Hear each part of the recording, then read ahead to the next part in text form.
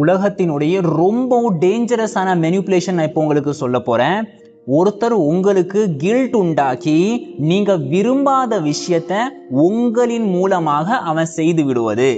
உங்களுடைய கில்ட்டை தன்னுடைய ஒரு வெப்பனாக, தன்னுடைய செல்ஃபிஷ்காக வேண்டி அவர் பயன்படுத்துவது. சில பேர் உங்களை வற்புறுத்த மாட்டாங்க, உங்க கூட சண்டை போட மாட்டாங்க, உங்கள்கிட்ட கத்த மாட்டாங்க.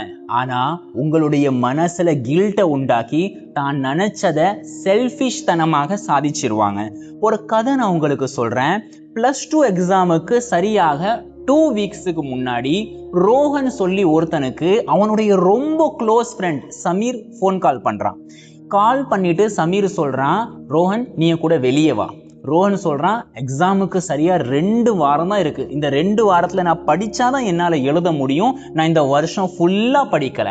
அதுக்கு சமீர் சொல்றான், ஒரே ஒரு விஷயம் தான், எத்தனை தடவை நான் உன் கூட வந்திருக்கேன் யோசிச்சு பாருடா அப்படி சொல்லி போனை வச்சிட்டான். அவ்வளவுதான். கத்தவும் இல்லை, சண்டையும் போடல, எதுவுமே நடக்கல. இந்த ஒரே ஒரு லைனை சொல்லிட்டு அவன் போன் கட் பண்ணிட்டான். இதுக்கு அடுத்துதான் கேம் ஸ்டார்ட் ஆகுது.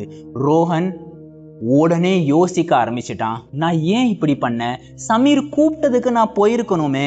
அவன் எத்தனை தடவை என் கூட வந்திருக்கான், நாங்க எத்தனை தடவை வெளியே ஒன்னாவே போயிருக்கோம். நான் இப்போ போயிருக்கணும், எக்ஸாமுக்கு நான் முக்கியத்துவம் கொடுத்துருக்க கூடாது சொல்லி ரோஹன் ஒரு கில்ட் மோடுல போயிட்டான். போனது மட்டும் கிடையாது, அடுத்த நாள் சமீர்கிட்ட போய் மன்னிப்பு கேட்டு, நீ எங்க கூப்பிட்டாலும் நான் வரடா, இந்த ஒரே ஒரு தடவை மன்னிச்சிரு சொல்லி மன்னிப்பு கேட்டிருக்கான். இங்க ரோஹன் பண்ணது சரிதானே? எக்ஸாமுக்கு 2 வாரம் முன்னாடி ஊர் சுத்துறது தப்பு. இருந்தாலும் கூட சமீர் ரோஹனுடைய மனசுல உண்டாக்குன அந்த கில்ட்டின் காரணமாக ரோஹன் சமீர் நினைச்ச மாதிரியே செஞ்சிட்டான். இங்கே கேம் பிளேயர் யார் தெரியுமா? சமீர் தான். இங்க யாரை ஏமாத்தப்பட்டிருக்கு, யாருடைய கில்ட் இங்க வெப்பனாக செயல்படுத்தப்பட்டிருக்குன்னா ரோஹனுடைய கில்ட்ட. இங்க ரோஹன் சமீருடைய கதை கிடையாது. உங்களுடைய வாழ்க்கை நினைச்சு பாருங்க. எத்தனையோ உங்களுடைய ஃப்ரெண்ட்ஸ் உங்கள்கிட்ட எதுவுமே பேசாம சரிடா போன் வைடா சொல்லிடுவாங்க. எத்தனையோ உங்களுடைய சொந்தக்காரங்க இல்லைன்னா உங்க கூட ரிலேஷன்ல இருக்கிறவங்க, அப்படியா நீ வரலையா, நீ பேசலையா, சரிடா அப்படி சொல்லி போன் வச்சிருவாங்க. ஆனா நீங்க அப்படியே ஓவர் திங்கிங் மோடுக்கு போயிருவீங்க. அவங்க உங்களை தெரியாம இந்த மோடுக்கு தள்ளிட்டாங்கன்னு கிடையாது, உங்களுடைய மனசுல உள்ள கில்ட்டை தன்னுடைய ஆயுதமாக டூலாக அவங்க யூஸ் பண்ணியிருக்காங்க. எதுக்கு? தன்னுடைய செல்ஃபிஷ்னஸ்க்காக வேண்டி. சரி, இப்படிப்பட்டவங்களுடைய கேம்ல இருந்து நம்ம எப்படி தப்பிக்கிறது? இதை பார்க்கறதுக்கு முன்னாடி நம்முடைய சைக்காலஜியை நம்ம புரிஞ்சுப்போம்.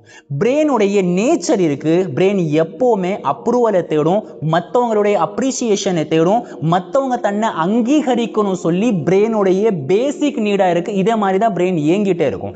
இப்போ நீங்க யாரையாவது டிஸ்அப்பாயின்ட்மெண்ட் பண்ணிட்டாலோ, யாருக்காவது நீங்க நோ சொல்லிட்டாலோ, அவங்க தன்னுடைய முகத்தை சுழிச்சிட்டாலோ உங்களுடைய பிரெயின் சொல்லணும், இப்போ நான் தனிமையாக போறேன், இவன் என்ன விட போறான், நான் இந்த இடத்துல அப்ரூவலை இழக்க போற சொல்லி பிரெயினுக்கு நெகட்டிவ் சிக்னல் வரும். இந்த நெகட்டிவ் சிக்னலுக்கு பேர் தான் நம்ம கில்ட்னு சொல்றோம். இந்த நெகட்டிவ் சிக்னல் கில்ட் இருக்க, இதை வச்சுதான் நீங்க உங்களுக்கு பிடிக்காத காரியத்தை நீங்க செய்றீங்க. இவ்வளவுதான் விஷயம். இப்போ இதுல இருந்து வெளியே வர்றதுக்கு என்ன பண்ணணும்? நீங்க ஒரே ஒரு கான்செப்ட் உங்களுக்கு நான் சொல்லி தரேன், ரொம்ப முக்கியமானது.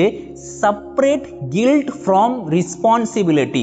உங்களுடைய பொறுப்பை விட்டு உங்களுடைய கில்ட்டை நீங்க செப்பரேட் பண்ணிருங்க.